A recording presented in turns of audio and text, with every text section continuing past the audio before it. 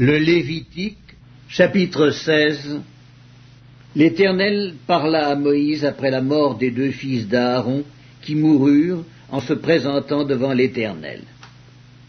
L'Éternel dit à Moïse, « Parle à ton frère Aaron, afin qu'il n'entre pas en tout temps dans le sanctuaire, au-dedans du voile, devant le propitiatoire qui est sur l'arche, de peur qu'il ne meure, car j'apparaîtrai dans la nuée sur le propitiatoire. Voici de quelle manière Aaron entrera dans le sanctuaire. Il prendra un jeune taureau pour le sacrifice d'expiation et un bélier pour l'holocauste, et il se revêtira de la tunique sacrée de lin, et il portera sur son corps des caleçons de lin. Il se ceindra d'une ceinture de lin, et il se couvrira la tête d'une tiare de lin. Ce sont les vêtements sacrés dont il se revêtira après avoir lavé son corps dans l'eau. Il recevra de l'assemblée des enfants d'Israël 2 boucs pour le sacrifice d'expiation et un bélier pour l'holocauste. Aaron offrira son taureau expiatoire, et il fera l'expiation pour lui et pour sa maison. Il prendra les 2 boucs, et il les placera devant l'Éternel à l'entrée de la tente d'assignation. Aaron jettera le sort sur les 2 boucs, un sort pour l'Éternel et un sort pour Azazel. Aaron fera approcher le bouc sur lequel est tombé le sort pour l'Éternel, et il l'offrira en sacrifice d'expiation.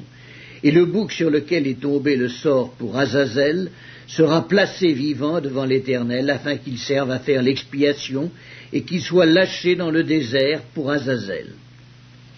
Aaron offrira son taureau expiatoire, et il fera l'expiation pour lui et pour sa maison. Il égorgera son taureau expiatoire. Il prendra un brasier plein de charbons ardents ôtés de dessus l'autel devant l'Éternel, et de 2 poignées de parfums odoriférants en poudre. Il portera ces choses au-delà du voile.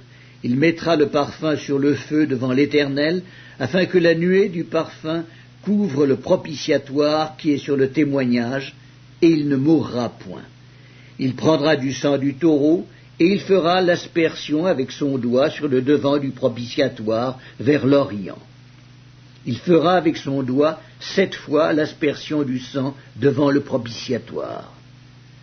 Il égorgera le bouc expiatoire pour le peuple, et il en portera le sang comme au-delà du voile. Il fera avec ce sang comme il a fait avec le sang du taureau, il en fera l'aspersion sur le propitiatoire et devant le propitiatoire.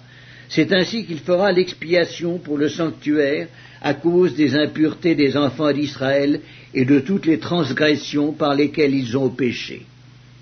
Il fera de même pour la tente d'assignation qui est avec eux au milieu de leurs impuretés.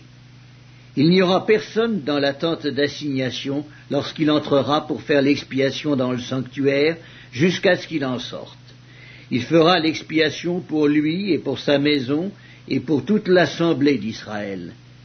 En sortant, il ira vers l'autel qui est devant l'Éternel, et il fera l'expiation pour l'autel. Il prendra du sang du taureau et du bouc, et il en mettra sur les cornes de l'autel tout autour. Il fera avec son doigt 7 fois l'aspersion du sang sur l'autel. Il le purifiera et le sanctifiera à cause des impuretés des enfants d'Israël.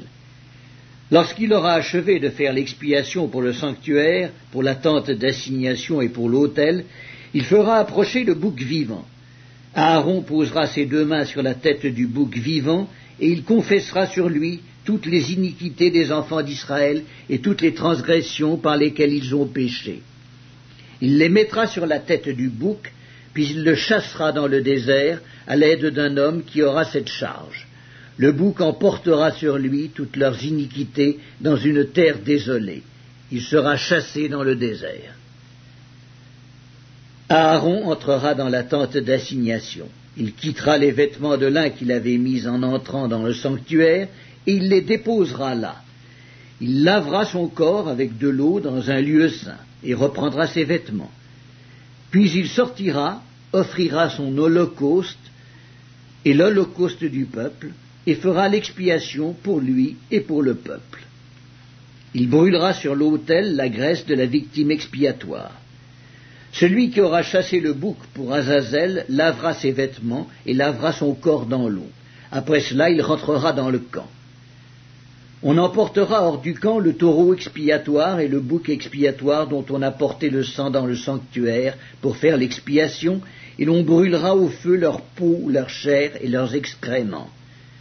Celui qui les brûlera lavera ses vêtements et lavera son corps dans l'eau. Après cela, il rentrera dans le camp.